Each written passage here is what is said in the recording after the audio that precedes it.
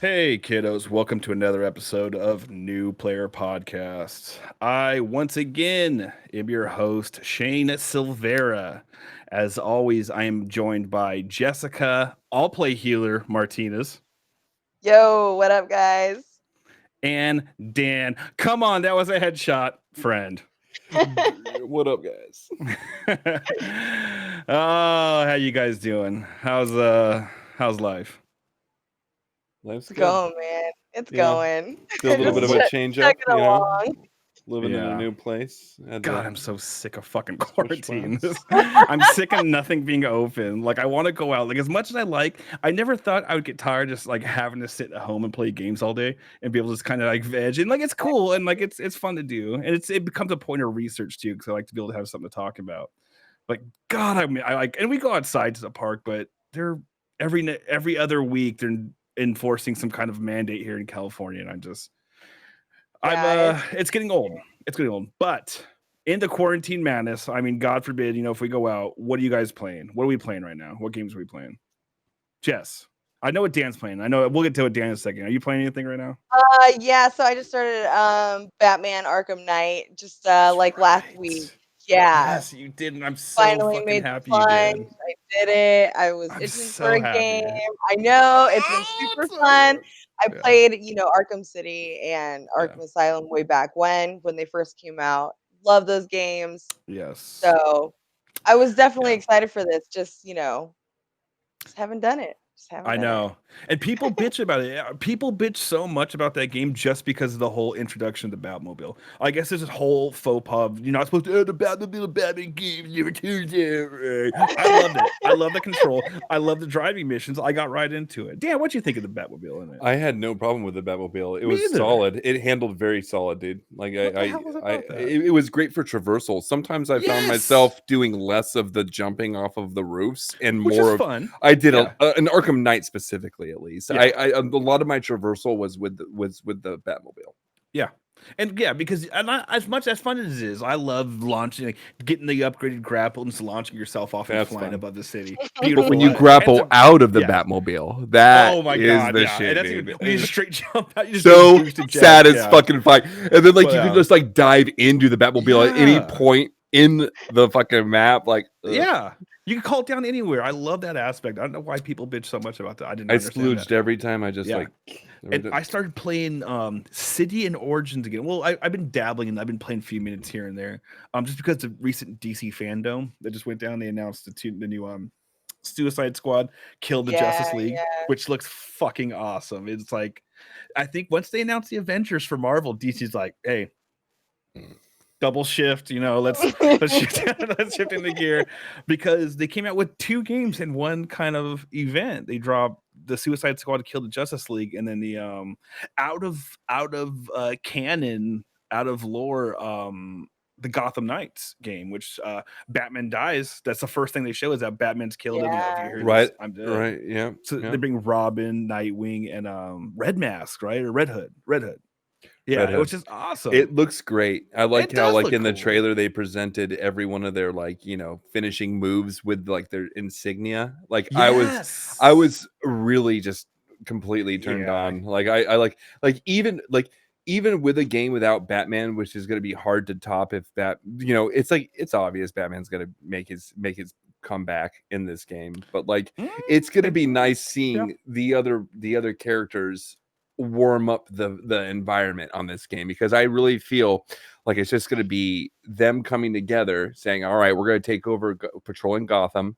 There's going to be a nice buildup, and I kind of am predicting it's going to be a situation where it's like, I wish Bruce was here. If he was here, he'd know what to do. Yeah, okay. Yeah. Here he comes, right at the right Here moment. he comes. Like, and then it's just like he's back, dude. Just comes in. It's just like, fuck yeah, dude. Like I'm so pumped for it, dude. I'm predicting that's what's gonna happen in that game now. Interesting. Okay. So my guess is with this game, my prediction is Dan thinks they're gonna have a big twist. I think that we're gonna see a lot more games try to follow this live service model that Destiny's been cranking out, and they've been doing successfully. Arguably, you can say what you want about Destiny out there. Everyone has their own opinion about it. Some people hate it, some people love it. You can't argue with a million Huge concurrent following. players across Yeah, all it's a three huge systems. You following know, for sure. it has its player base, and the fucking player base is ravenous. Give them new content, give them content locked behind a wall that's developed and they don't have access to, and they will find a glitch into that content. Bungie can't do anything to stop. I swear to God, these guys are ravenous with these glitches. You release a raid, the Destiny community will find a way to solo it, to cheese the boss, they'll get in there to do whatever they got to do. But that being said, this live service model that Avengers is obviously following. Dan, you might see it, the whole season pass aspect. The whole you can buy it has a microtransaction aspect where you Isn't can it buy character currency. based? It's no that's a very good question.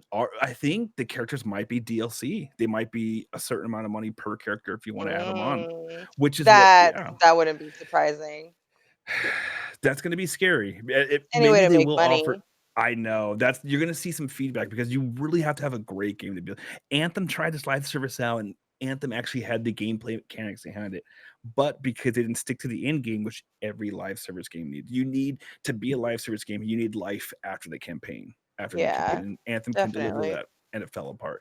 Diablo 3 had that problem and start kind of struggled, and it barely Yep. it's totally different game from when it was released. Jessica, you're a big Diablo fan, weren't you? Yeah, I love Diablo. God, I miss that game, by the way. I have it Sorry. on the Switch. Yeah, I on I bought it PS4. on Had it on Xbox. PS3. Yeah, I Hold know. on, Yeah. let me switch you off real quick, dude. I know. People have been asking. Yeah, we're jumping over all topics here, but F it. This is a general discussion here, so we're gonna do that. Yeah, But I know. people have been begging for that Diablo 2 remaster. Yeah. And God, if Blizzard just gave that to them, kind of like they did with StarCraft 2 remaster, right? It would It'll just happen be eventually. I think it'll happen eventually. people would freak out, and then give the other classes from maybe the other Diablos as like addable content, downloadable characters, Yeah, that'd whatever they be gotta dope. do. But it would be. That'd I be love sick. Diablo 2. Yeah, Yeah, I I can remember play that playing. forever. Oh God, yeah. I had a cracked version of it. This is past statute of limitations. It's 25 years ago, so I'm hoping Blizzard can't come down on me too hard, or whoever owned Diablo 2 at the time. But I had a cracked version of Diablo 2 where I had and then I had a trainer to give myself all the stats. I played that game just on my old 98 compact. I couldn't run anything. I had less than 64 That's megabyte video awesome. card. Yeah, but God, Diablo 2 is an amazing game. Sorry, Yeah, rambling here. those games are Rambling. amazing. Yeah. Dan, I know what you're playing these days. I feel like I'm involved in most of the games you play these days, which isn't a bad thing. I'm fine. I'm playing Destiny. We're playing Avengers right now. Honest critique of Avengers so far.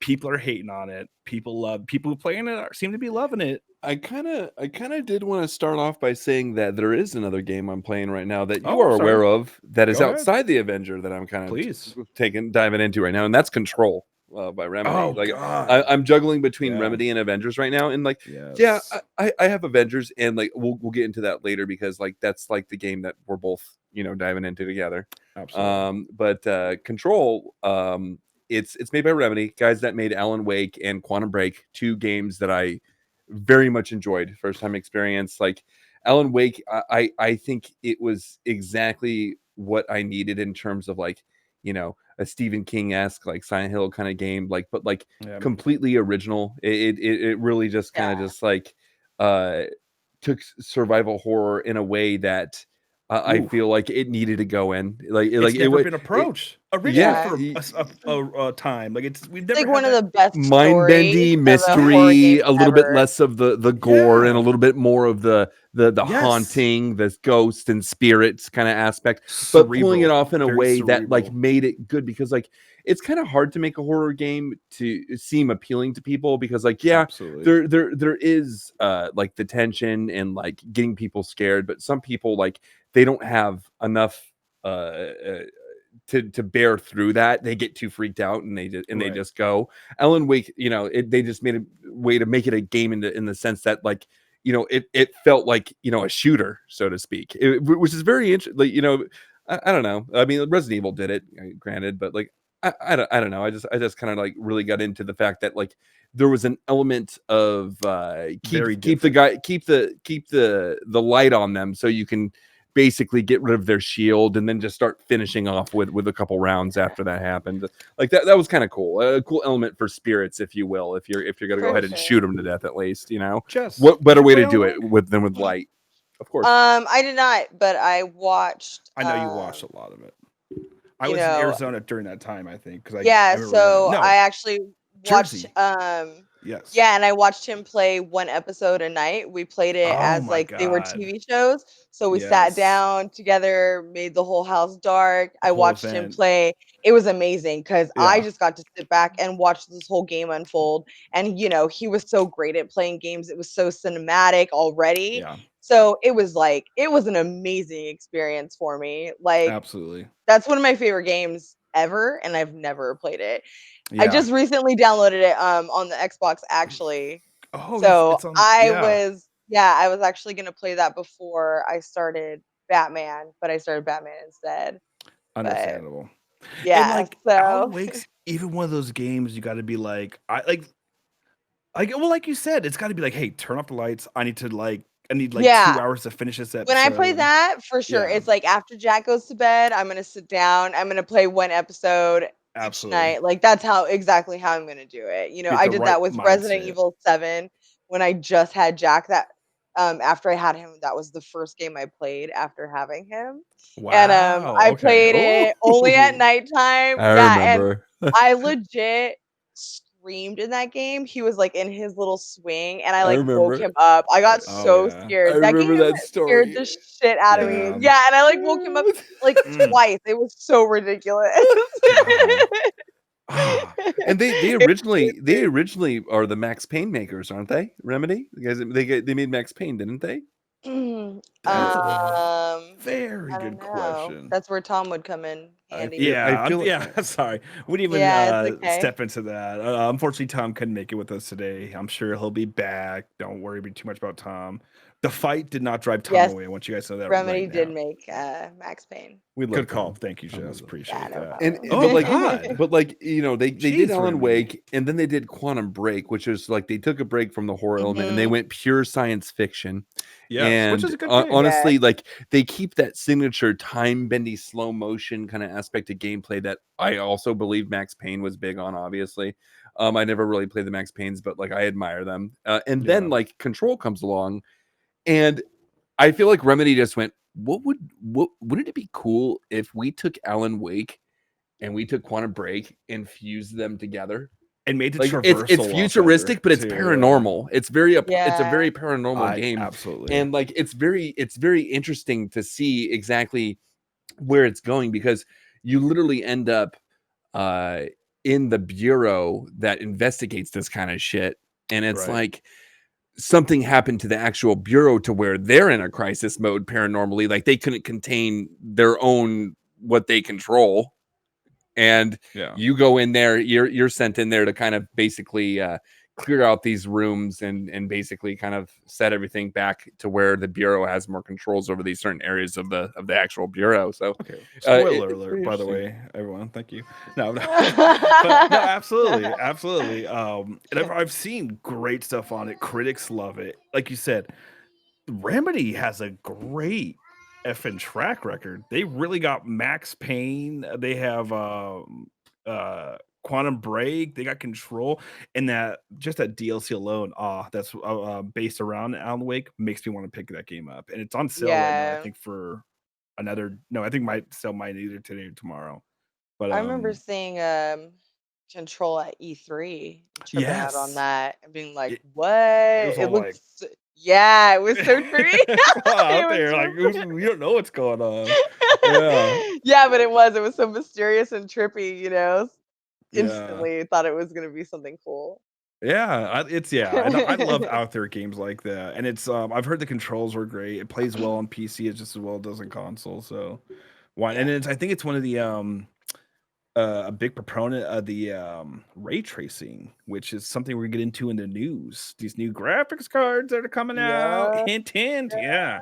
Man, dude, that And video is nuts. Jessica shared an IGN video with us, and like I watched the whole thing, and just like literally, I'm just like, now the consoles are still stuck playing this chicken war with the prices, and they're probably looking at those graphics card don't going talk too much. like, We'll get into it in the I mean, news. We'll get to, we're foreshadowing it right now. But yeah, it's So something stay that's tuned, definitely, guys. yeah, stay tuned for after the interview. This will the news after the interview, which by the way, we didn't talk about what we're gonna be getting into today, but we're gonna be having an interview with member of the show, brother to member of the show, Dan. No, I'm sorry, I'm gonna stop doing that corny ass joke. Jessica's brother, Jeremy, who is gaining the ranks as a streamer, and we'll get into that.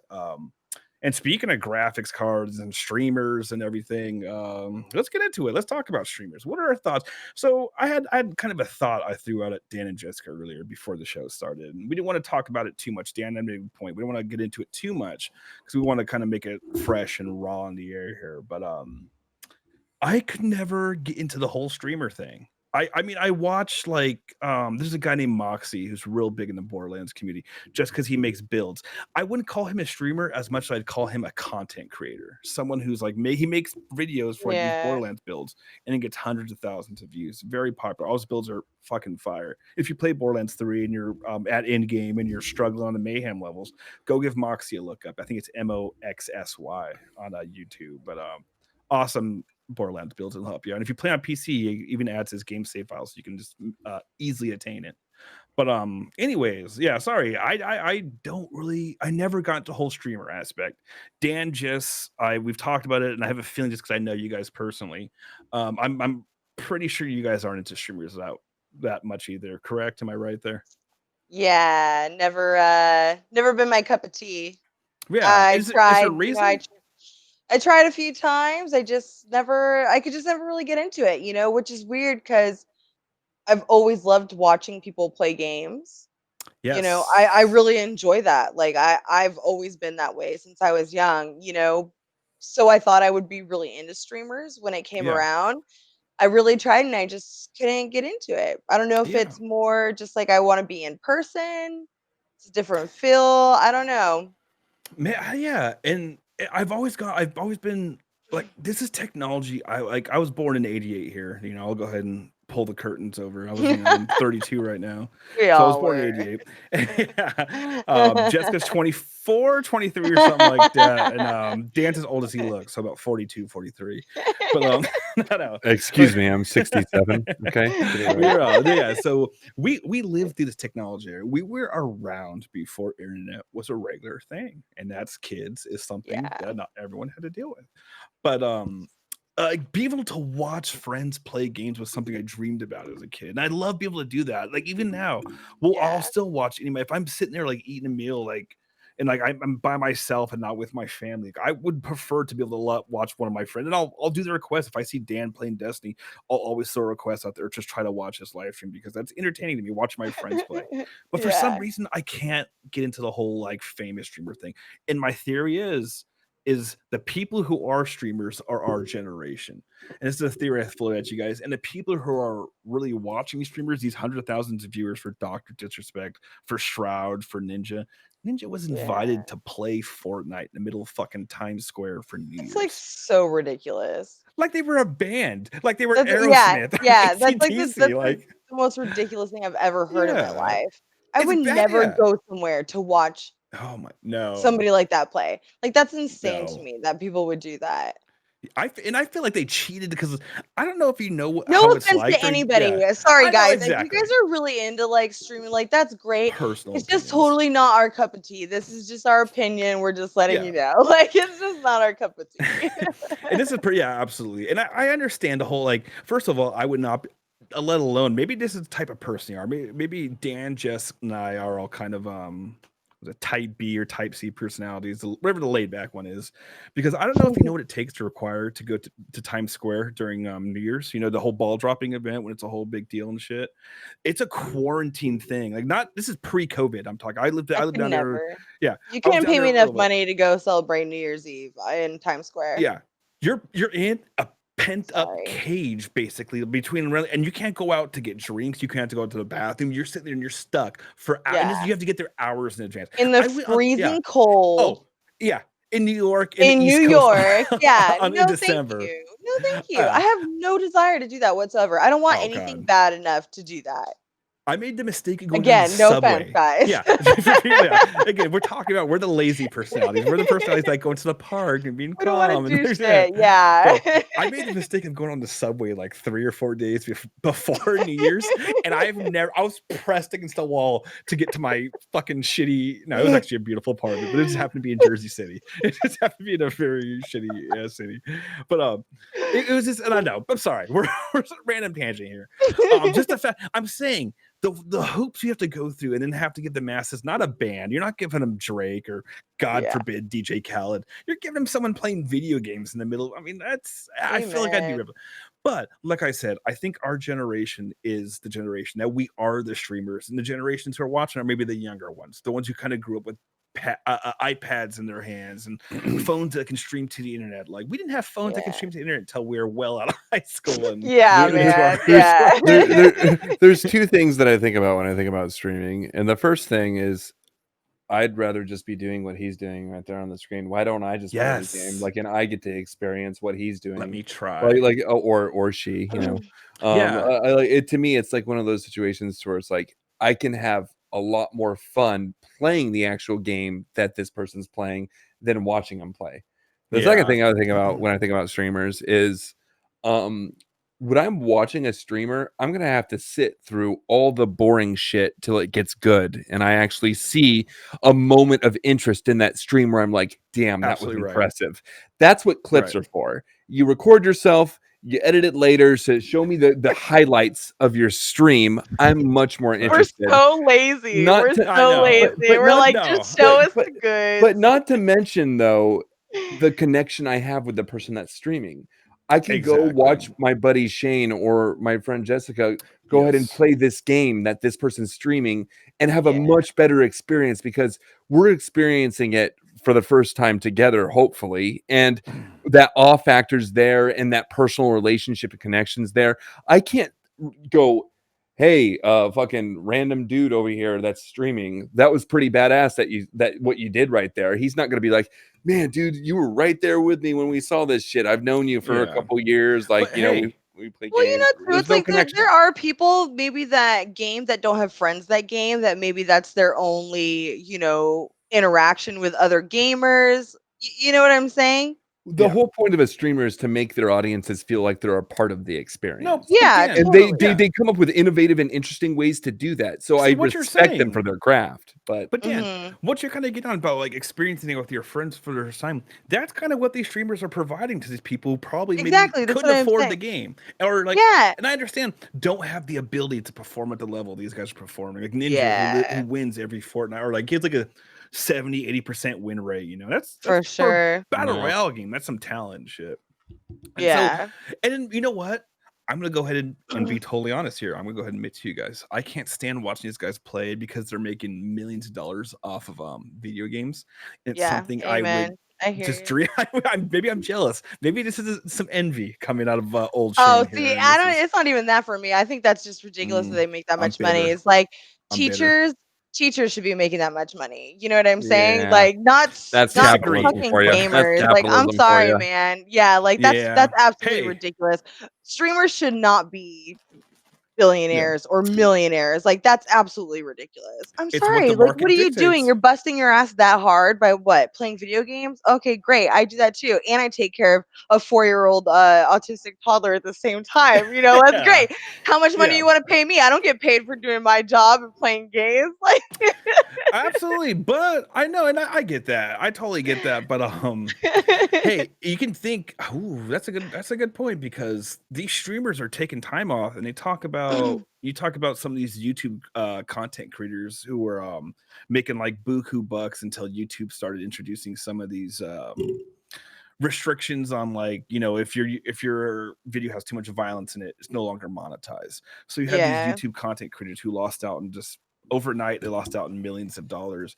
And like, it's maybe no one's gonna shed a tear over these guys, but hey, they're providing a service in a capitalistic society, and it's a service like, yeah, these guys shouldn't be making money, but who just should decide except the market? The market. We have these little kids, and they're dictating, hey, we want to spend our money on this guy right here. Yeah, for sure. I get it. I totally get it. If you're if you're making money loving what you do, then you've made right. it. It doesn't matter what you're doing. That's why I'm bitter. I'm jealous of these guys who can make money doing. I'm gonna go ahead and admit it. Fuck it. I'm jealous and bitter of these guys. Maybe that's why I want to watch. I wish, and I don't have the talent. I see these guys crazy. I see even Moxie, who's like, you can like, he's just making videos for Borderlands builds, but this guy's crunching numbers. He's trying every single gun out. He's spending just countless hours. And like, maybe we don't see enough what goes on behind the scenes of what these guys are kind of doing to make this money, and that's why I don't know. I hate it, but I try not to.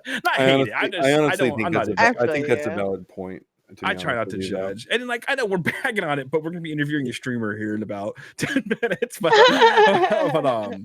no, and Jeremy totally understands, and it's something I honestly think the way Jeremy he's doing it kind of as a hobby on the side. But hey, Jeremy's good. I've seen Jeremy play Warzone in some of these games, and Jeremy's really talented at some of these battle royale first-person shooters, and it's a talent I definitely don't have. I wish I had.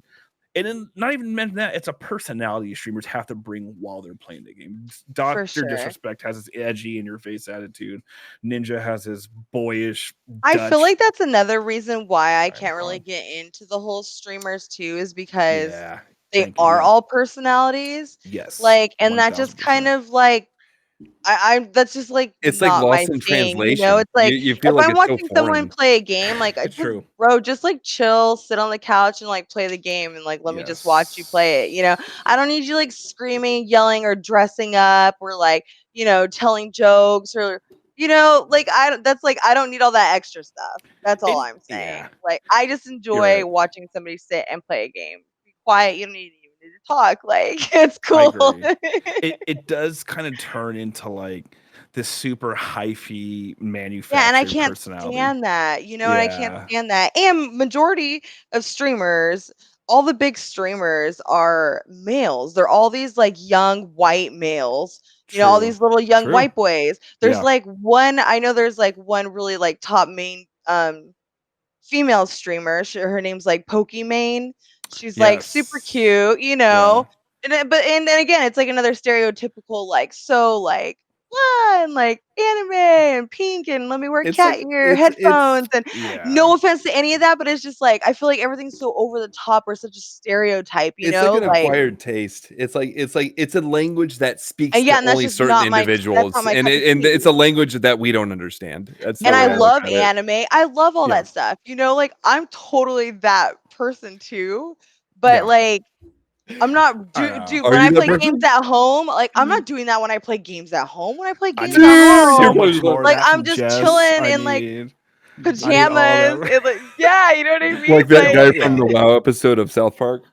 And Jessica, that is me. That's me. We've talked about this ad nauseum with Jess too, because Jessica makes a very extremely valid point. How a lot of the streamers out there that are the female side, they really have to follow this template of this super kind of like, and it's very bubbly, flirty, and it's like, it's exhausting. You guys know, it's like, it's so exhausting to be that way. More fodder for my theory here of the streamers being our generation and the watchers being a much younger generation, because our generation wouldn't want to be seeing this bubbly, loud, annoying shit. Our generation wants this Daria chick. We want the chick who's more like, I'm playing games, watching, super more intellectual, and less, hey, look at this cleavage. And I'm a fan. I'm a guy who likes his cleavage, but I like it in the proper context. I like Don't get me wrong, man. If I was single, you know, like,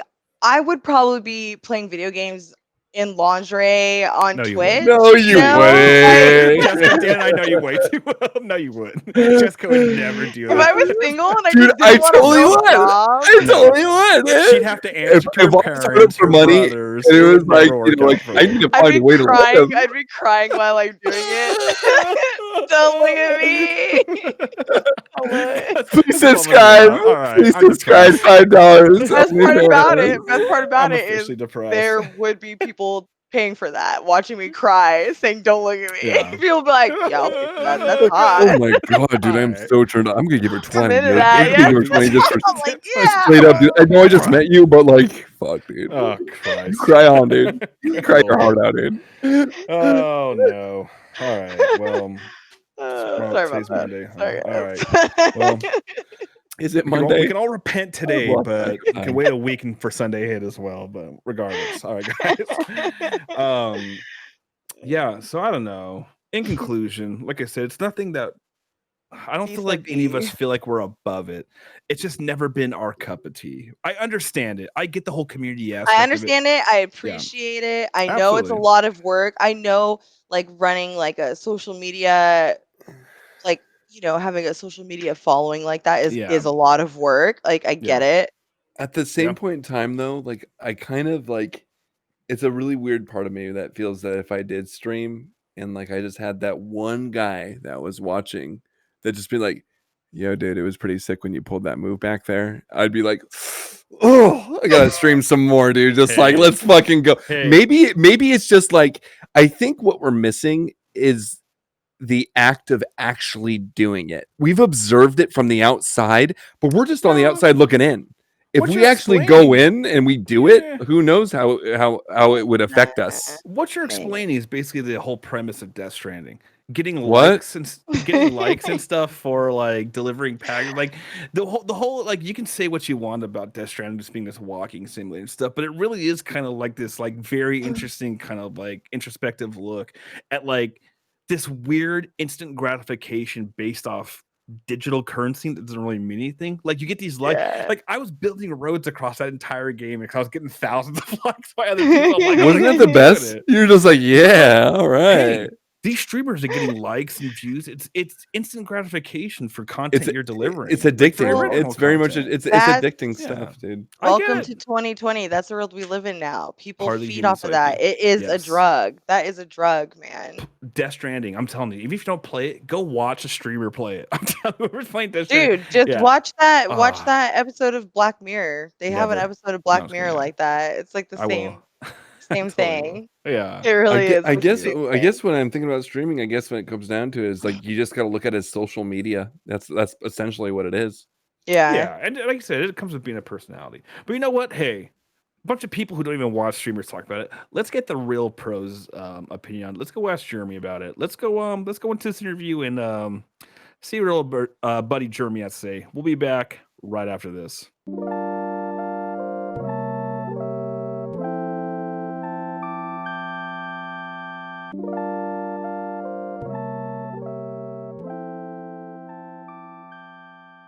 Hey everyone, welcome back. Here is our promise interview with prominent streamer and dear friend of the show, Jeremy Martinez. Say hi, Jeremy. Hi, Jeremy. All right. And thankfully, we also got Thomas, who's able to join us for a brief hour or so. Unfortunately, he won't be able to make the news and the rest of the show, but we got him here now with us, and that's all that really matters. Good to have you back, Thomas. He's muted. Yeah, Thomas, you there, buddy? Yeah. Okay, that's all I wanted to hear. See, I feel better now. I feel better at heart. There he is. All right. Topic of the day, or at least of the episode.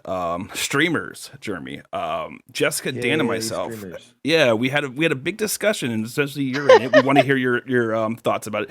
And I will preface this that here in the podcast, you guys are going to hear us talk about streamers for the next half hour or so before we get back into the news with Jeremy. But if you guys want to hear the extended interview, we will have that as a bonus episode up on our YouTube channel. So keep an eye out for that. But Jeremy, Dan, Jessica, and I, we're basically all people who understand the whole streaming deal, but we can all agree that it's not our cup of tea. We tend not to watch streamers, but we can all also agree that we love watching our friends play games. So it seems like, I don't know, it's an emotional connection for us. But and I think I've floated this theory past you before. I think the streamers are all our generation, and the people watching the streams are the people in are the younger generations, the ones who kind of came up with technology. You got a fair amount of followers you've been building up. What do you think? Like, sorry, what Tom's got on here on the streamer. He's actually got streamers for pasta. But who are you seeing that consists of this audience, Jeremy? Who are watching these streams? And you know some big name streamers out there. Yeah, I got really lucky. First starting out, I got to hang out with a lot of big streamers. Like on Facebook. Facebook Gaming is where I stream right now, and it's an up and coming platform. And that's one of the reasons why I stopped doing the whole Twitch thing and then came to the Facebook, because I wanted to start, brand spanking new on a clean slate and try and build a name for myself. Yeah, I've heard about. I was going to ask. Right. Facebook streaming is getting some rave reviews for some of the things they've been doing for the their streamer constituents. Like I've heard of 100% of the subscriber revenue going straight to the streamer, for the next 6 months. And they started just doing that. Yeah, they just started doing that during COVID, and they really want to support the streamer. And like we were saying before a little bit, we started getting into it before the podcast, but I was telling you guys that that a lot of these people are doing this as a career. This is what they do, 40 hours a week, and this is what they do. And they put a lot of dedication, a lot of blood, sweat, and tears into it. And, it's cool that the platform they decided to stream on is looking out for them, during these crazy freaking times, fuck 2020 so far. A lot of people that I know lost their lives from COVID, a couple of people actually. And, a lot of other people are losing their lives, as we speak right now because of that. But, they're caring, they're huge. I mean, Facebook's huge, and nobody really thought about Facebook streamers, but what a cool place to start, because your first fan basis is your family, your closest friends, your top 10 on MySpace kind of, deal. Like, these are the people that love and support you in real life. So why wouldn't they support and love you on the stream? So I think it was a great opportunity to hop on that kind of a platform that shows all that support, and that is just so kind of waterfall onto one another, so that's all I could say on Facebook. Yeah. And, it's interesting too, because I'm with this whole big controversy going on with these streamers where Dr. Disrespect was AFK for 3-4 months. Hey, where's this guy? These major streamers, when Mixer collapsed or emerged with Facebook, some of these streamers kind of went to the wind, and we were like, hey, these are guys who had hundreds of thousands of, maybe even millions of people watching them. Why? It's interesting to me. I'm sorry. My point was, why it's interesting to me that Facebook hasn't put money into pulling some of these big streamers over to Facebook Watch and be like, hey, come play games on our service. We already have 3/4 the world on our platform anyways. They have billions of people on Facebook. Why not kind of mix the two? And I mean, to tell you the God honest truth, they did. They made offers to Ninja. They made offers to Dr. Disrespect. I mean, Dr. Disrespect was given $8 million over the amount of their first offer, just to try and get him on board. These guys and make his so fan much base. money. Well, yeah, because it was when Mixer shut down, it was these guys basically became free agents, So I think that they really were excited about that. So I feel like they didn't jump on the first offers they were getting, because it was finally they're off this contract. They can go wherever they want. They could stream wherever they want. You know what I mean? It was I feel like this was maybe their chance to have some freedom if that's what they really wanted, That's a great point. I don't know. That's how I would think, if that was me. Well, I feel like I would want a little break to kind of look at my options and see what I can do. That's a great point. I didn't even think about that, which I should have. It's a business, and they're probably hey, oh hell yeah! The more I stay quiet, the more hungry people are going to be to see me. So someone's going to pay some big money to bring me back. It's like these football guys, all these NFL stars, all these guys that are free agents. Man, some of these teams will just pay ridiculous amounts of money. Absolutely, some of these streamers are making more than those entry level, professional athletes. And, maybe a lineman. But not in a skill position or anything. A quarterback or a wide receiver or anything like that. But you know what I mean, though. I'm using that as an example. But I mean, to take and not to dwell on Dr. Disrespect, because once again, that's I didn't tell anybody, but that is my all-time favorite streamer, and just because he's got his a big content. his content is hilarious, man. I love the way he treats his Champions Club, which is his fan base. That's what he calls us. And I donate my subscribe for my $5 every single month. And hey, $5 times, he has over 2 million followers right now. I mean, you could do the math on what kind of amount of money this guy's making. Yeah, absolutely. Like when he went on that hiatus, you guys, like he said, "Hey, I'm gonna to stream tonight." Okay, he like did a little hint on Instagram, and then I'm like, "Okay, cool, I'm gonna watch it." Well, long story short, it was 24 hours of just one CG screen and a countdown. And he had over 15,000 people constantly floating for the full 24 hours, and there was nothing even going on. Jeez. People were for donating money. There was $10,000 bills being dropped at one time by his. Who is this crowd? So yeah, he has millions of but there's you're thinking 360 millions in America alone, in the United States. I'm sorry. Be these like little rich ass. I mean, not even that, but you're like Jeremy said, it's $5 a month. I know for some people, times 2 million. Though, imagine that money. That's money in the pocket, especially if you're Facebook and you're not asking for a cut like Twitch, Mixer, and whatever the other streaming platform. Twitch, I don't know. Mixer. That's pretty much it. If anything, like what you're telling me, like this story of like people just like starting to fund him when he just had that countdown on there, like seeing people drop that amount of money would get me so fucking pumped to just fucking deliver a good show for them. Just like I'm fucking back, baby. Dude, that rises their self-esteem to be the best version of themselves that you know and love. Absolutely. Dude, it's showbiz. It's showbiz. Yeah, it's just like being an actor. It's just another form of entertainment. That's all it is. Absolutely. Absolutely. And I think it's better than being an actor because now you don't have to get up out of bed. You could roll it. He rolls in. Oh hell yeah, man! Like it's way better. For sure. He wears like a freaking wig and a pair of sunglasses and doesn't probably even do his hair when he wakes up, Because he also has how old is he? Do you know how old he is off the top of your head, Jeremy? I think he's like, I would say he's around my age, man. Yeah. 34, 35. Mid-30s. He has a wife, a little kid, so. Interesting. I'm telling you. Yeah. It's our generation. But then again, how much Ninja looks pretty young. I don't know. He's a young gentleman too, but he has kids and a wife too, man. He's making it right. And I think they just announced he's officially back with Twitch, or was it YouTube? Twitch. No, he's on Twitch right now. He went back to Twitch, That's right. And Shroud's nowhere to be seen, right? I think Shroud went back to Twitch. Did Shroud go back? Okay, interesting. Last month that he went back to Twitch, he said coming back home in a tweet. Yeah. Wow. Oh, wow. Oh, interesting. Okay. See, I think Jessica's seeing a lot of people go back, Jessica hit the nail lost on the Mixer. head. They lost Mixer. Yeah. Jessica hit the nail on the head. You kind of stayed away. You have Twitch. You're like, hey, Facebook or Facebook streaming is right over here. Facebook games, whatever they're calling it, is right over here. They're offering some money. I got YouTube streaming, trying to make a name for themselves.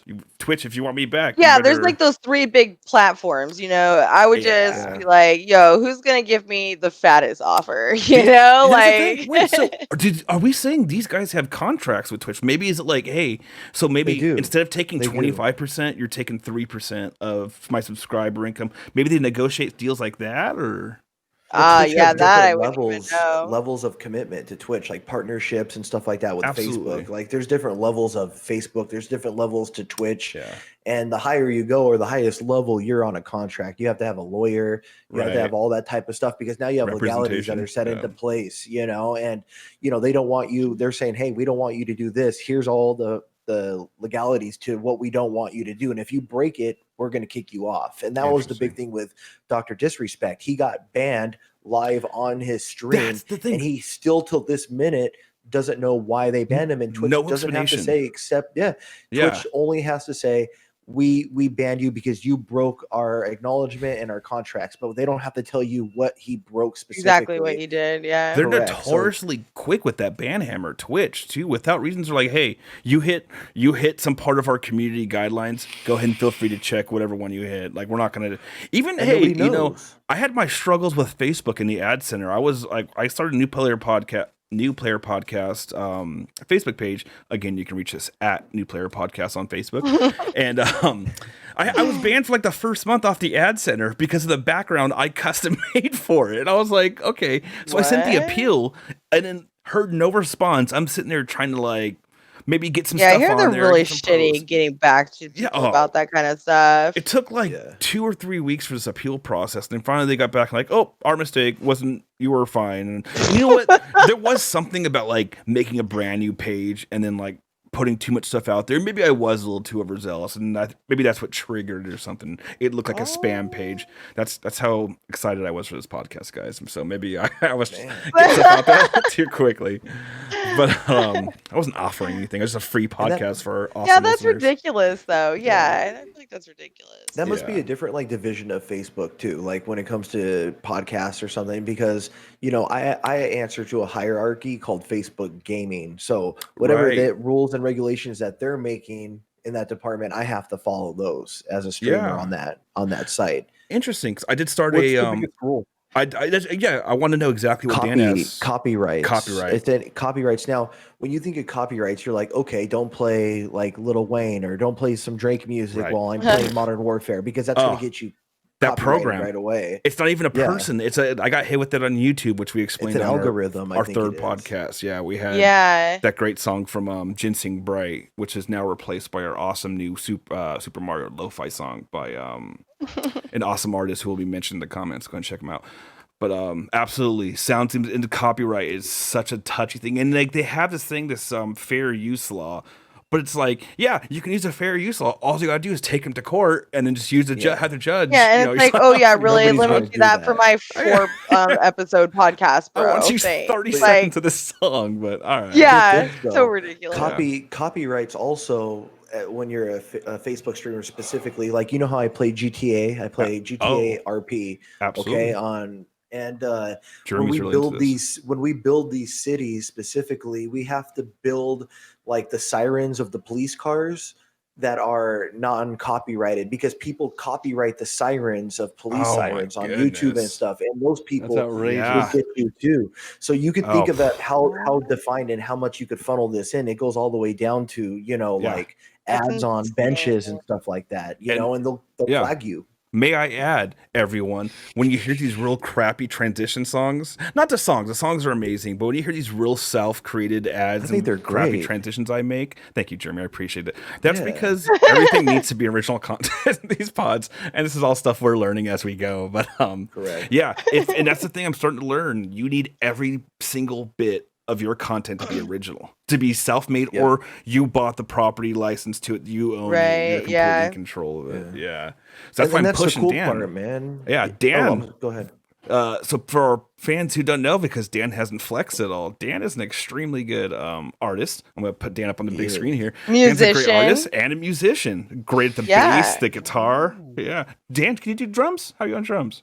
I can't do it. The feet and the hand coordination. Yeah, I Justin. Can't do it. Jared, was Jared ever on the drums? I know Justin was. Drums are gnarly.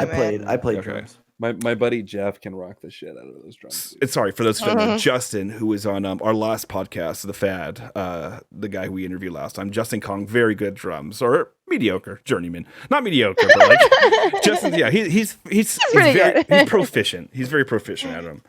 But yeah, I'm sorry, totally beside the point. But yeah, it's interesting. Yeah, so streaming, content creation, podcasts, everything needs to be original. Everything's got to be self-made. You got to be so careful. And you know what? Makes totals. I'm not sitting here. I'm not. Which is great. Yeah, because all these people that are making this content, like, they need to get their credit. You know, they're putting in all that work. Like, why should we be able to swoop up in there and use their stuff for free? You know, like, more power to you, man. All you content creators out there making your own beats, making your own videos. Like, yeah, man, that takes a lot. That's a lot of work.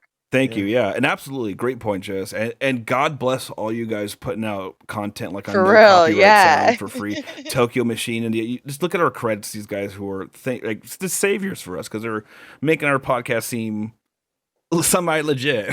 With these awesome teams we're able to add, and it's all thanks to these homies. We'll do you good one day, guys. When we get bigger, I swear to God, keep using your stuff.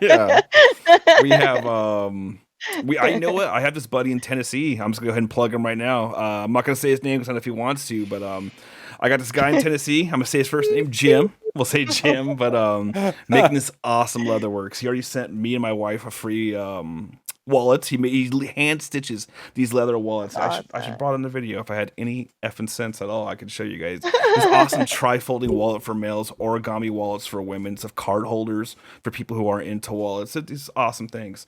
But hey. Cool. That's in the future when we get a little more clout, everyone. Anyways, Jeremy, flex on yourself a little bit, buddy. What's your Facebook page? You got a ton of followers, buddy. Yeah, a ton.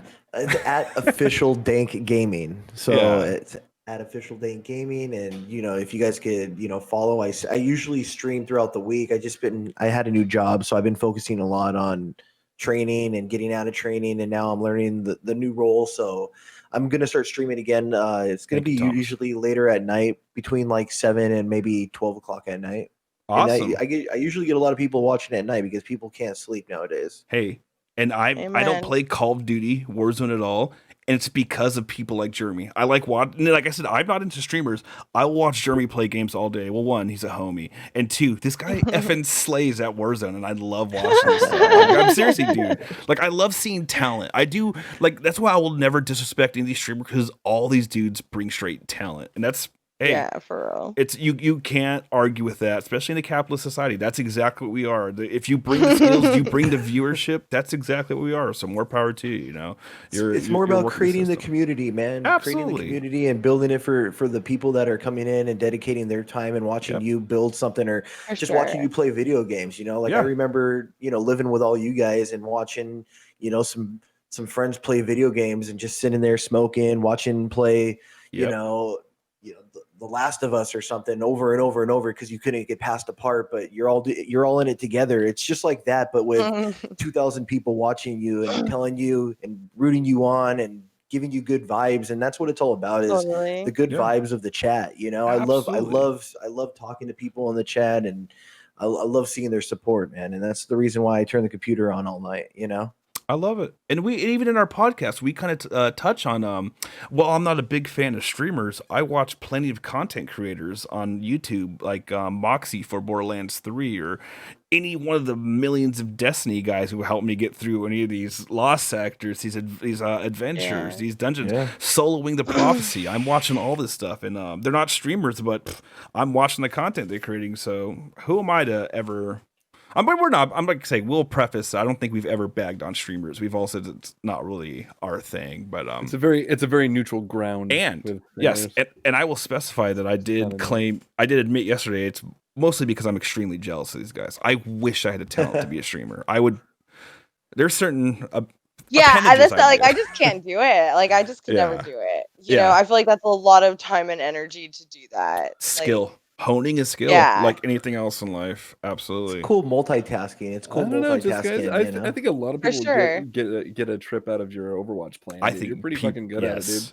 People would love to set that up. Dude. We need to set that up. Well, we were talking about that the other night, dude. Like, seeing if you would be down to like play a couple rounds. Like, I was telling Shane, there's like some rounds where like you're literally not touchable. Like, you don't die the whole match. So it's like people are trying to snag you, like bragging, just like dip out, like dude, straight up. Dan was bragging your Amara skills. This is some Moira, dude. So we're gonna put Jessica in a Sailor Moon outfit, and then we'll have her put. No, I'm just kidding. No, please. Yeah, right. But she'll be smoking a joint. Like, no, please. Like, well playing. Jessica would never do that. First of all, I would absolutely never. But we will be streaming some video games here in the very future, guys. You guys will be see how awesome Jessica is at Overwatch because she does kick ass. Oh my god, you guys, for sure, they are pumping me up way too much. I am not that great. Dude. Jessica has not died once on Overwatch yet. So if she dies in front of you guys, coming from someone that like tells me every time we talk, like on the side, like how you doing? Oh, just play a couple rounds of Overwatch. It's a great game, man. Remember when it came out? Awesome. Like the first time it came out, man. I bought it the first day and I had it playing on the big screen, man. I loved that game, man. I came into that game like a year late, I want to say, because like that was when I was making my transition from like from Arizona to Washington. So I wasn't playing games for a while. Like there was a time where I was just like not playing anything, and that was like the first game I came back to like multiplayer wise to start playing. Interesting. And I've just been playing it ever like 5 years later, you know. Like so look at us game, man. Saying we're not the streamers, but we will be planning streaming content here soon in the future. Jeremy, you guys are obviously going to be seeing Jeremy when we do start getting to streaming some more games for you guys, we'll put it through Facebook, we'll put it through YouTube, we'll throw some videos up for you guys. But I guarantee you're gonna be seeing a lot of Dank Gaming in there with us because we love playing games with Jeremy. Go. Entertaining dude. Go check out his streams. Check out his Facebook. His Facebook. I'm sorry, I was his Facebook. I was combining Facebook with the official official Dank Gaming. I'm okay with calling it that from now on. I'm gonna take a quick walk around the block. You guys go ahead and finish up here. No, but I'm sorry again, Jeremy. That was at official Dank Gaming on Facebook, right? You got it. Perfect. Yes, yeah, check this dude out. There's a reason besides him being Jessica's brother, but that would trust me. That would not.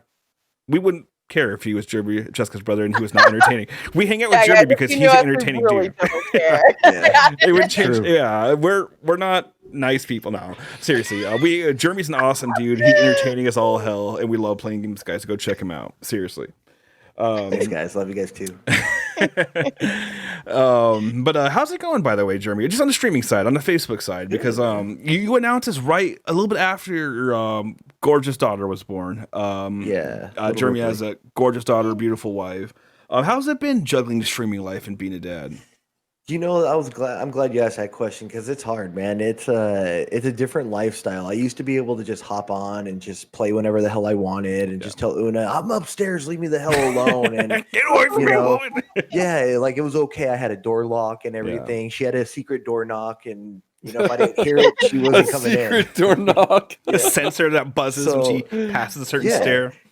And now there's a secret knock, but it's like Ripley like smacking on the door like it's the police, you're taking too long in there. What are you doing in there? Hey. Like you don't want to play after that. You want to go play with her and have fun and be interactive. And at the same time, man, you gotta stream, you gotta build that content because like streaming is like a big soap opera, man. Like once somebody gets into your show and gets into your story and likes who you are, they're gonna want to see you all the time, and you have to be accessible or at least create a schedule so that they could format to that. You know what I mean? Like, okay, I know Dank will be on from 7 to 10. I can count on that. I had a bad day today at work, and it's going to be cool seeing him stream tonight, because that's what I did, and that's why I liked watching streamers, I feel you. There's like one girl that I watch on YouTube. One girl. And like, she's the only person. I've never gone into anybody else. I dig it.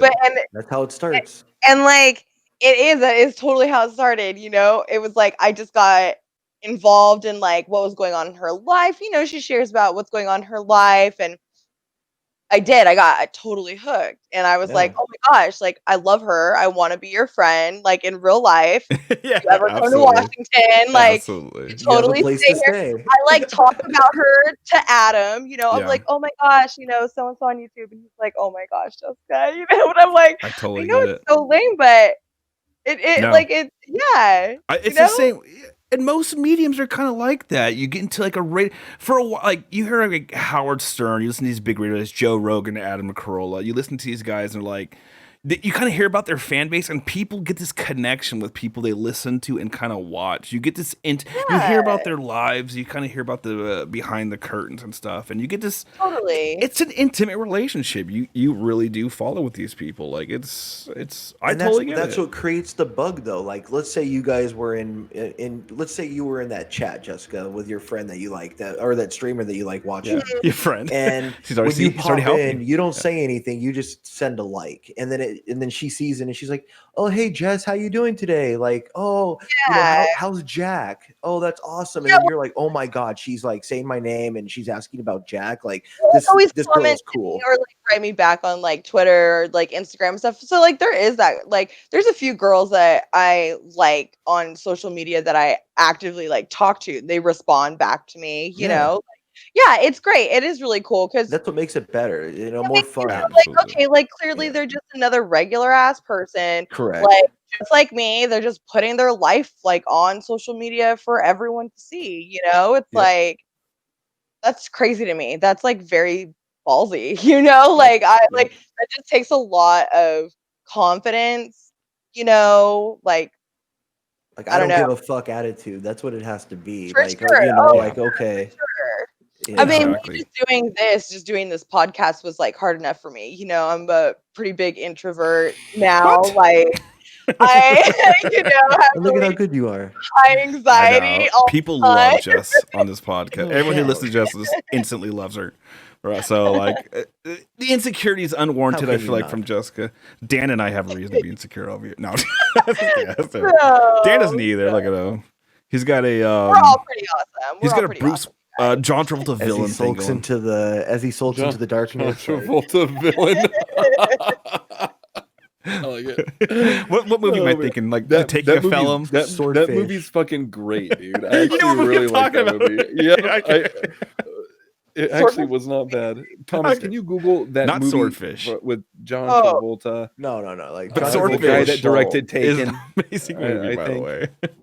Wait, what movie are you talking about? It's John Travolta. The guy that directed Taken directed it, I think. It's Taking Felon 213, right? Isn't it? Watch, Tom will bring it up. No. Taking of Felon. It's PHE. Oh, I know what movie you're talking. Yep. Taking Felon 123. I think it's this movie. There's like snipers in the snow, like around the precinct, and they're like not letting the guy out. Oh, it's a movie where he's bald. Dan, you know what I'm talking about. What movie is it From Russia with Love? I know it's not. No, I'm sorry. Tom, type in bald Travolta for us. It's just type in the Swordfish. It's not Swordfish, is it? Maybe it is. Swordfish. It's not bald and Swordfish. It's not Swordfish. There you go. And he has the same thing. That's it. The second one, wherever the second picture, whatever that movie is. All right, guys, we might have to cut this out. Okay, I'm sorry. How dare you? First of all, Jessica, we all go raw. All the content is gritty and raw, and we'll take it. Great call. Thank you, Jessica, for bringing us back on top. That's why everyone loves her, and we keep her around. Jeremy, let's go ahead and wrap this up. We'll carry this over to the extended We'll look at Bald Travolta later, guys. We'll let you know. We'll let you know what movie it is. Make sure to look in the comments. That's what I get for taking that. Like and subscribe for all the John telling you, it's not so. I'm gonna pull it up. All right, guys. That's it for this part of the interview, our talk on streamers. And I feel like we kept it consistent for at least 3/4 of the half hour here. Thank you, Jess, for bringing this back on point. But feel free to hear the freeform interview we got going with Jeremy, where we dive into something a little deeper. Maybe we get into Jessica and Jeremy's childhood. What games are being played during childhood? Jeremy, what games are being played when you lived in Arizona with Kyle, Dan, and Paris Jess? Would love. That's what sparked my game. That's what From Paris my with gaming. Or was that moment in my life. I want to get more into Jeremy's personal life. He had some kind of crazy health issues he got over. Like it was, and like at the worst possible time in his life. But who knows? We might dip in that. Go ahead and check out this extended interview on YouTube at our YouTube page, New Player Podcast. Again, find us on @NewPlayerPodcast. On Facebook, getting a little slurry. Gonna pull those Kraken shots back on the next podcast. Sorry about that. Find Jeremy at official Dank Gaming on Facebook. Give this guy a like and a follow. Extremely entertaining, and he hangs out with a cavalcade of other streamers that are all also very entertaining. Check them all out. Dan, Jess, you want to say anything to our buddy Jeremy, longtime friends of our homie here? How long have you been doing this? Like, what year did you start? So, I mean, I was off and on for a while, man. Like, I did the Twitch thing. I created accounts. One sec, guys. I was talking about more. Anything you guys want to say as a goodbye for the interview? We're going to continue this on the extended interview. We're about at our half-hour mark here. But basically just wanted you guys to say goodbye to wrap it up. Yeah, we're wrapping it up here. But again, check out our extended interview. And we're going to go into this exclusively with Jeremy. So everyone say bye for now, guys. And bye for now, guys. And stick around for the news.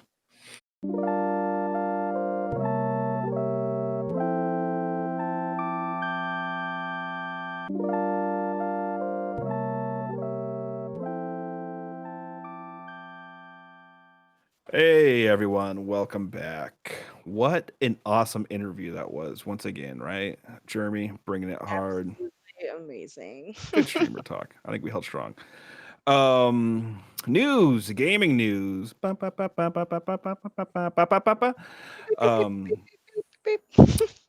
the only thing that's on my mind right now is something that's all over PC gaming news. Stepping into the Master Race territory is the new 3000 series coming from NVIDIA. Oh, I'm talking serious here. So we're going from some pretty high price points for the 2000 series NVIDIA's last gen video GPUs or their graphics cards. And I was researching it. I really wanted to get like a 2080. Definitely looking at TI series, but we're talking up $700-800 for just these lower end cards. I'm talking about the 2080, 2060, 2070, something like that. Yeah, 2060, 2070. It was the 2000s were the first generation of cards that introduced the ray tracing, which we're seeing now. They introduced ray tracing to like Doom, Control. Thomas, who's not here unfortunately, is just blown away by the ray tracing and Control when he turned it on. But they're bringing these high-end graphics. We're talking from the 2080 Ti, which was the top of the line from the Founders Edition for NVIDIA 2000 series. The 2070 on the lower end scale at $500 is going to have the same, if not better, performance than this almost $1,200 chip, just a $700 to $1,200 chip, depending on where you get it, depending on how much RAM you have attached to it and whatnot. But so we're seeing crazy prices, $500 for this new card that's coming out. They happened to introduce this in September. They right before the console. Well, the consoles have been dragging their feet. They could have introduced their price point 7 months ago. They've had plenty of goddamn time. Yeah. And here we are. And then what they did is the video came out, dropped this saying, hey, we have this $500 card. It can give you ray tracing. It'll give you all next gen graphics that you need for the $500 price point. Come back to PC. Screw these consoles. You can do a lot more. And that's how I'm seeing it. And now we're not going to. Now all of a sudden, we have this leak about the Xbox S price, the Series S price at for the lower end model at like $300. So maybe PC's not just this little niche race on the side. We're kind of I don't like anything that's going on right now. I don't like any of this, except I love it. But I don't know. It's funny. I know Dan just got to the PC market. He got lucky because he got his pre-built computer, and he had great specs on it. I helped him buy it out. We weren't into building a computer, so like fuck it, let's just find you a nice pre-built. And we found him a great rig that's going to last him the next 10 years if he really wants to run it. And he takes care of it, updates his drivers. Keep using that driver easy program, Dan. But I feel bad. So this 2000 series only came out like 4 years ago, and people who bought a graphics card within the last 4 years have to be a little bummed out about this $500 price point for sure. Yeah, and not only did they just announce it, I don't know if it was a rumor I saw that Best Buy already listed pricing for it for September 17th. Like next, like a couple of weeks, and now insane, we're getting to the point where I'm like, I'm even thinking myself. I told my wife, I'm like, yeah, I gotta consult my wife to buy a computer. Yeah, there's no way, but Lena's gonna want. I used to be single 8 years ago. No. 8 years ago, before I got married and had a baby, a scant 8 to 9 years ago. I used to do this stuff on my own, and I'd buy whatever I wanted. And I had no furniture in my house. But the days are over. I know. It might come down between a PlayStation 5 and this RTX card, but yeah, that's what I'm saying. But Lena plays games, so don't you think she's gonna want the PS5? Well, that's the thing. She does. And then there goes our PC and console argument. We'll always come back to. I know, but at all, please. Lena also does a bunch of CAD drawing on my PC for work and stuff, and like high end like processing stuff. So I'm like, yeah, I know it's more CPU based, but a lot of the videos I'm rendering for our amazing podcast now can be supported by RTX graphics card in the rendering program I'm using, which would help me out with the rendering speeds and make it easier. But I don't know if it's worth well, I don't know, playing a game. Anyways, I don't know. This was something I know was kind of interesting. I've been following for ever since they announced it because it's a big deal for this PC. Dan, I feel like you're probably not going to upgrade anytime soon. You don't need to.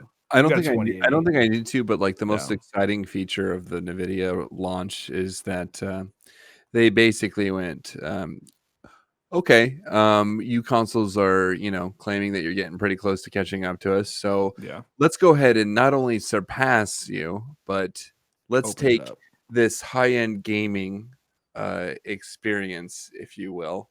A lot of people think PC gaming and they automatically go, that's going to hurt my wallet. NVIDIA turns around and says, hey, look, let's go ahead and bring this from where it was and let's scale it down and let's offer something that's comparable to the price of a console. Not to mention that the entry level is not only comparable to a price of a console when it first launches, but the mid-range is not that much more. Now, obviously, the third tier, you're looking at people with deep wallets, people with deep funds in their pockets, and people that want high-end gaming, and hardcore, they want like the best, but they've already made that commitment to that quality. You know, the 3080 from what I'm reading is not even for gaming. That's obviously the third tier you're talking about. 3080. They're thinking that's more for if you're into like 8K video rendering. That's how gnarly this card is. They're like, because it's like it's funny too because it's the price of like the second or first tier of the last series of the last generation. But they're saying this 3080 RTX Ti or whatever is probably going to be for like 8K video rendering and some of that higher end video production stuff. But I know, yeah, exactly what you're saying. It has its different tiers for the different people who want to get into it. But that second tier is going to be for those high end gamers, probably. I think it's probably. I was listening to some information IGN was pulling out on a podcast they did where they invited people from every spectrum of the situation. Jessica posted on there. It was their PC guy. It was Greg Miller facilitating it, and then it was their console guy, and then Xbox, and then PS4. And like honestly, like they all had some really good input that they put into it, and a lot of the stuff I honestly like was barely even able to comprehend, like because they got into the specs of it, and it's just stuff that I never really focused in on. But my main takeaway from that whole situation was exactly what I explained earlier. They took that high end scale of pricing and they just cranked it down a couple of notches while bringing a better product on the table for that for better bang for your buck. Yeah. So. That's what we should. I mean, I know the common conception is that the better technology is super expensive, but I feel like the further progress we make, and then we've talked about on previous episodes, like I feel like this generation, we're seeing a graphics upgrade, we're seeing a hard drive upgrade, which means speeds, but it's not so much as like a features update as maybe we saw with the PS3 and the PS4. So maybe it's time for them to stop focusing on these out of reach conceptions that maybe don't really materialize, like the light that really didn't mean anything, the touchpad that was barely utilized. Jessica loves it. I know. I'm talking blasphemy to Jessica. I don't want to hear it. Bad, I don't want to hear it. Amongst the majority group, it was like there were talks about some features maybe that weren't widely utilized and maybe weren't completely fleshed out when they were released. But it seems like this generation, they're focusing on the smart things. I mean, graphics have always been an upgrade, but now they're talking like intricate shit, ray tracing, solid state drives. Yeah, man, because I'm like totally okay for graphics to take a back seat right now. I feel like graphics are pretty badass right now, you know? Like, it's cool, man. You guys are cool where you're at. Like, let's bump up some other shit, you know? Yeah, exactly. Yeah, we can focus instead of getting too ahead of ourselves. Maybe focus on the finer details and really improve this technology. Exactly. Yep. And totally. I kind of feel like the shading is where it's going. That's where it's heading. Yeah, like that ray tracing is a big deal. The level of detail that's going into cell shading to the dynamic every game graphics. Like I wish Tom was here to talk about like his views on he was talking about turning ray tracing on and off on Control with his rig, and he's like, it's the wave of the future, man. He's like, it looks just amazing how Control looks with ray tracing on. It's one of the few games that supports it right now. Interesting. But, it's shoot, we'll see. But I think the consoles are also bringing. I think they're. I mean, as the consoles are definitely bringing at least the 2000 series, but I think they might be going Ryzen AMD graphics cards. I'm not sure exactly what's going on, but I know they're going to be ahead of the curve. They're going to have the neat graphics. They'll have the ray tracing too. But PC always has that position of customizing. PC always has that one up, and they always do. Yeah. But console, we know the PlayStation 5 will have the PlayStation 5 Slim or the PlayStation 5 Pro, which will have those graphics where they get to catch up to the PC. Another chance. Yep. We'll see.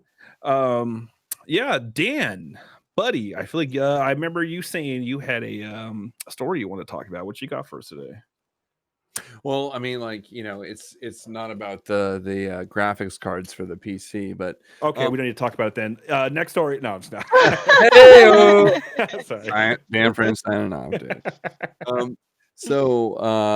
I mean, it's not graphics card information, but it's in the world of DC Comics. I'm a big comic buff. I grew up with them my entire life, and I love Marvel. I love DC. I'm not one of those guys that picks one side or the other. I like both ends and what both ends of the spectrum provide. Absolutely. Not to mention third-party publishers like Image Comics, for example. Big shout out to Image, like the fucking Walking Dead you're listening, Image. and Invincible.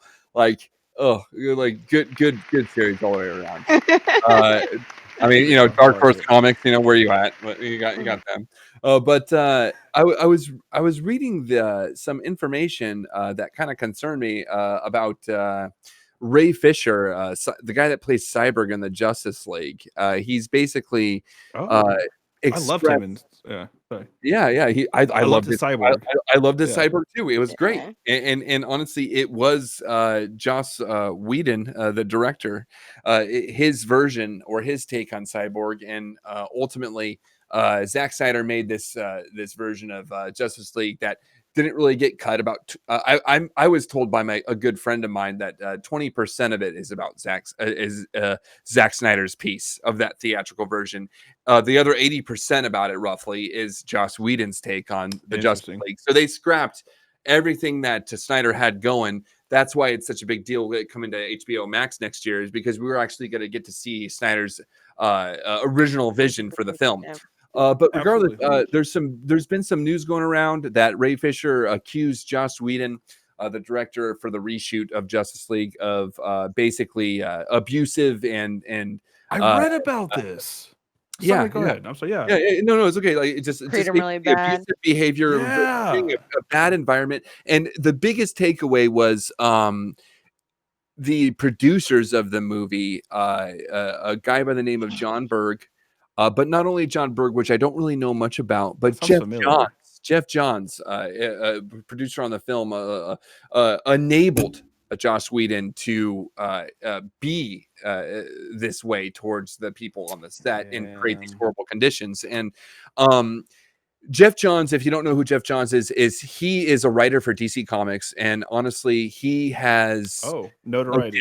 He has a gift. He is literally an amazing writer in the DC world universe. He basically takes lore and mythos of these comic characters and breathes new life into these characters, or basically takes these characters that don't really have that much lore to them and gives them that piece or their moment in the history of DC comic book writing. And he's a well-renowned writing in DC, and he's responsible for the rebirth situation that DC has going on right now, where they relaunched from the old New 52 way of doing things to the rebirth way of doing things, and they obviously had that Watchmen integration into the DC universe, which Jeff Johns was behind the writing for when that finally came out with that 12-issue miniseries.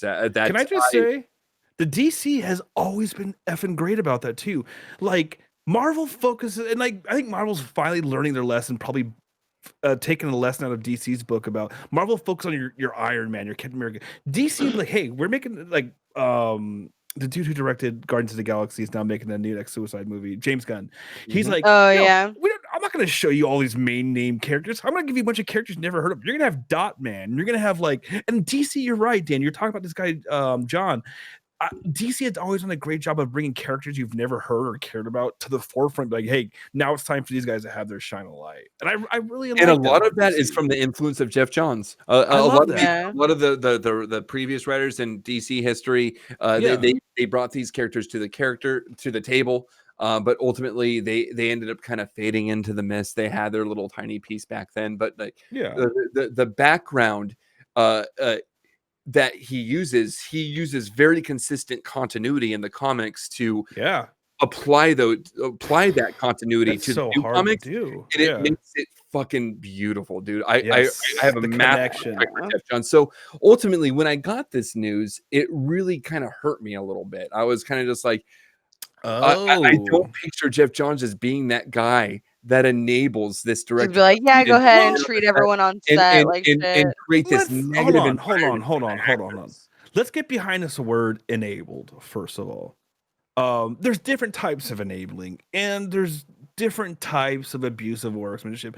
As blue collar workers, people who've all worked in a blue collar working environment, I'm sure all of us have upheld some pretty abusive working conditions. I know I sure as hell have. Yeah. The thing about it too is there's two ways that this is going right now. Hold on, let me finish my thought real quick.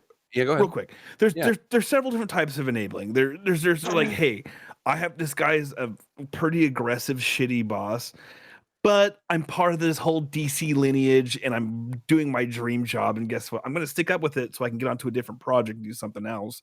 And then there's Joe Paterno, who may be looking past some child exploitation and this, was it Penn State, the football thing, the whole coach thing? I'm thinking different types of enabling. And there's Harvey Weinstein enabling, where this guy's a total effing creep and he has his assistant bringing women to his door. But like, we're in a cancel culture where we're very quick to hop on these guys. So you're saying you're upset, not upset, but it does affect. And I totally get it. When I heard this shit about Bryan Singer, the guy in charge of the X-Men movies that we all love, data and the whole child accusations and underage boys stuff. Yeah. And there's rumors and there's rumor after rumor, and they're like, okay, how many different rumors can you have? Yeah. Starts clicking. So I totally get where you're coming from, Dan, but I feel like let's put stuff on different shades. Let's not put, Aziz Ansari with Harvey Weinstein, during this Me Too movement. I kind of feel like Fisher's in an interesting position right now. Okay, because it's working out two ways. Either he's crying wolf, and he's barking something that like he got a little upset over because he just didn't agree with a new director's take on creative differences. Cyborg.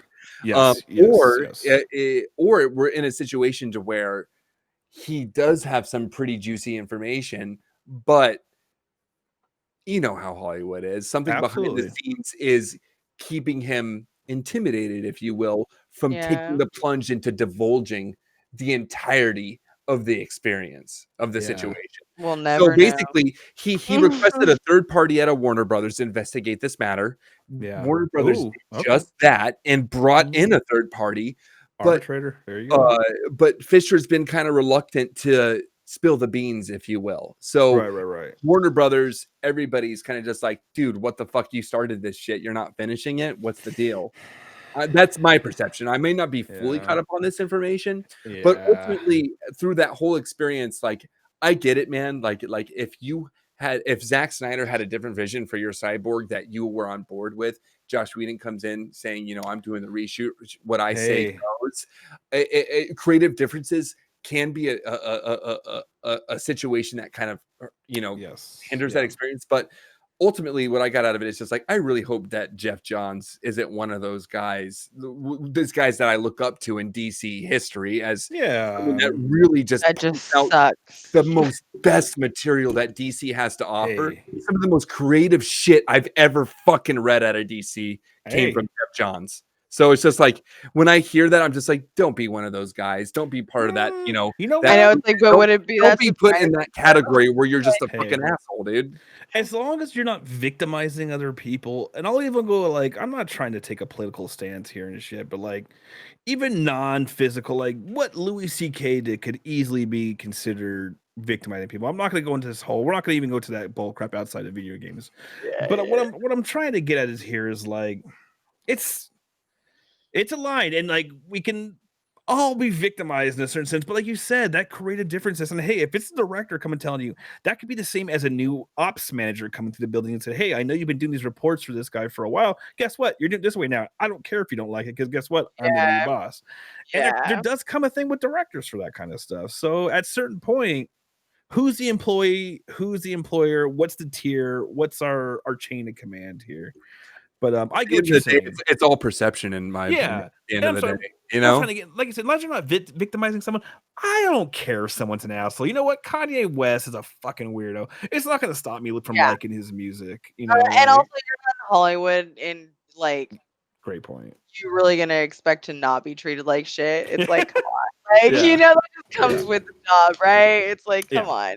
You gotta do some shitty things. We all know that. It shouldn't be that way. You know, You're I'm right. not saying that it's right. And there's but, an excuse for aggressive workplaces like that. Yeah, absolutely. Yeah. So I mean, like, it's an ongoing piece of news, and like we don't really know the final verdict yet. But like ultimately, it's just one of those situations where like I feel for the guy. Like he even tweeted on something that regarding Suicide Squad. I think they did a reshoot of some sort, and I think the director was upset that they completely kind of cut out the timeline of how the Joker came into play with the Suicide Squad. And Fisher goes, replies to that tweet going, "Man, I feel your pain." So it's just one of those situations where behind the scenes at DC, it's not as going as smoothly as they seem, as it's with them trying to construct this universe, which is a hard task to accomplish. So there's a lot of things that come with it, including shit like that. And Marvel, maybe DC needs a Kevin Feige on their side, the dude on Marvel who made sure after it was like Iron Man came out, he's like, guess what? I may not be directing these movies, but I'm going to be a producer role. I'm going to make sure everything's fucking connecting and everything's on point. DC has this kind of like, you make your movie over there, you make your movie over everything's there. Separate. Everything's just very separate. Exactly. And if you saw, if you guys watched the fandom, the DC fandom, they dedicated a whole segment to the multiverse. The DC's version of multiverse was like, hey, we have a bunch of different versions of stuff, but guess what? It's all part of the story. That's universe 212. This is Earth 219, you know. And it looks like they're kind of doing some a little bit of crowd control on some of their projects out there. So they're gonna bring everything together, but they just announced that like Batman's supposed to be part of year two. It's more lore, but then again, Joaquin Phoenix's the Joker isn't like canon to the lore, so it's going to be interesting. Like I said, they have a lot of, even though people want him because he was such an intricate role in this. Everyone loved it. He was so good. I think that the way that they present that movie couldn't have been delivered any other way. As far as the Joker's concerned, I like the fact that it's segregated from the DC universe. It's a work of art. It's not. It's not a franchise. It's not a franchise. Hey, I'm sorry.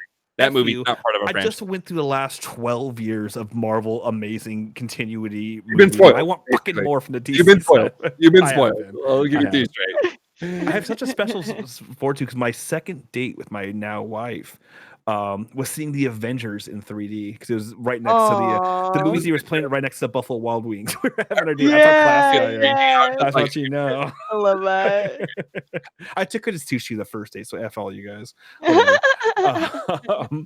We're getting to a little late here, guys. We're going a little deep. Let's spend the last 5 minutes just touching on this big thing in Nintendo news. I didn't want to ignore this. I do want to brush on it slightly.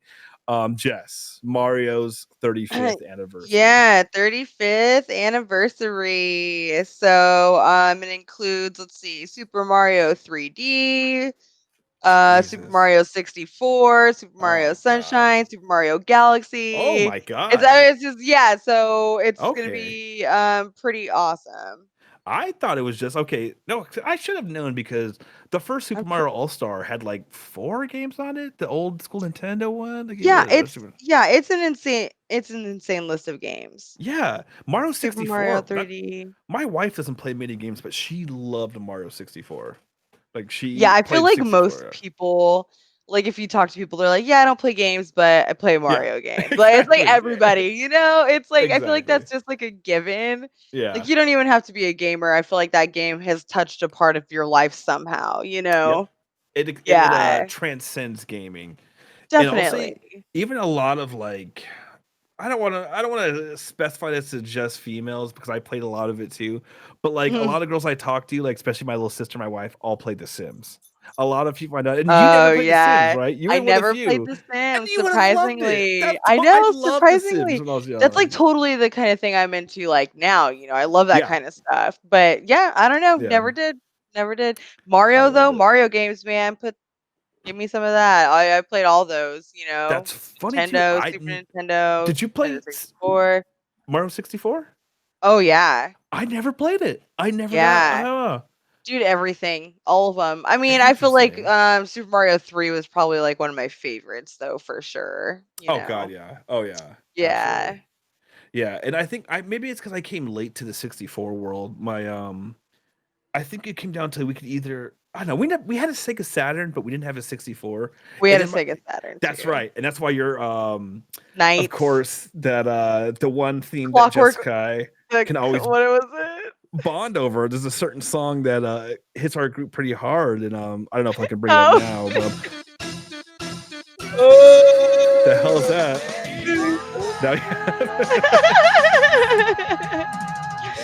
One of the best games ever. I mean, I'm gonna go as far as to say that's my favorite racing game ever. God, it was so good. And it was a NASCAR game, but like there were great games. Yeah, it is IndyCar 500 for the PlayStation 1. I know my brother and uncle, but I know, and those got into IndyCar where the tracks were actually intricate, but Daytona USA was an amazing racing game. So good, man. And we'll bond about it forever. Yeah.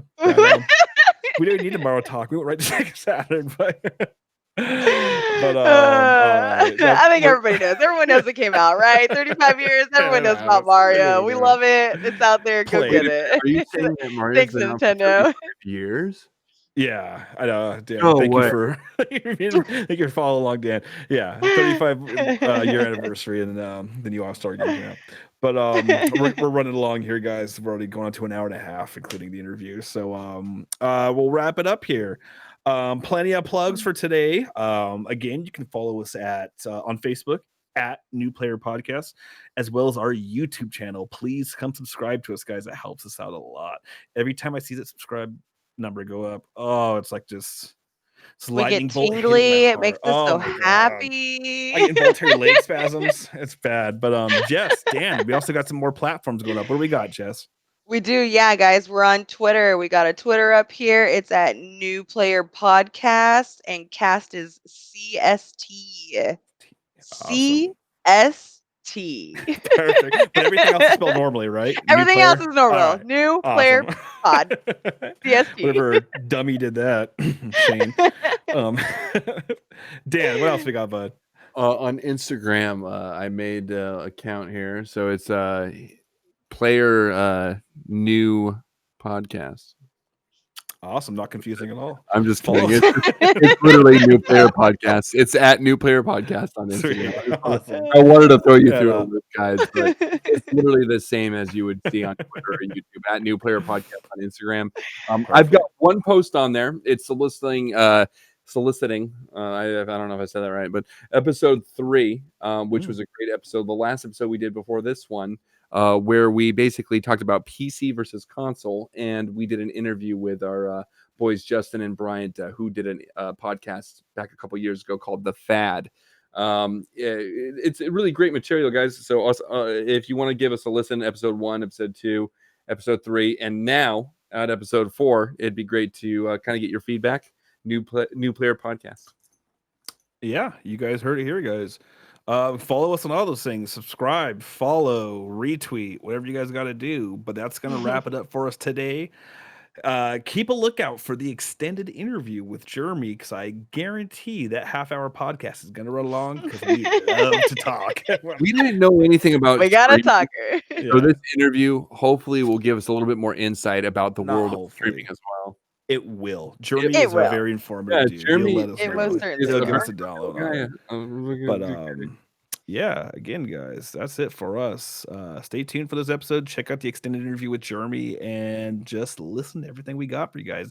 That's gonna wrap it up. So this is Shane for Jessica and Dan saying bye.